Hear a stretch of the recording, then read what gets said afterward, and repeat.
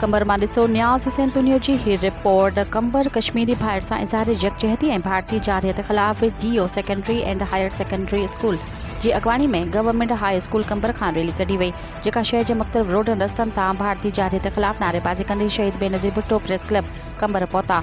इन मौक़े ते AC Qambar Abdul Qadir Mashhoori DO secondary and higher secondary Qambar Allah Bakhsh Soomro, deputy DO secondary and higher secondary Bashir Ahmed Chandio, Ahmed Saeed Kalhoro head master high school, Bashir Ahmed assistant director NCHD, Salim Akhtar Shaikh, scouts Abdul Rashid Soomro समेत ॿियनि चयो त कश्मीर ते भारत जो गैर कानूनी कब्ज़ो, ज़ुल्म ऐं जबर 1947 खां जारी आहे। अक़वाम मुत्तहिदा जूं केतिरियूं ई करारदादूं कश्मीरियुनि जे हक़ में मंज़ूर थियण जे बावजूदि भारत उन्हनि जे खुले ख़िलाफ़ वर्ज़ी करे रहियो आहे।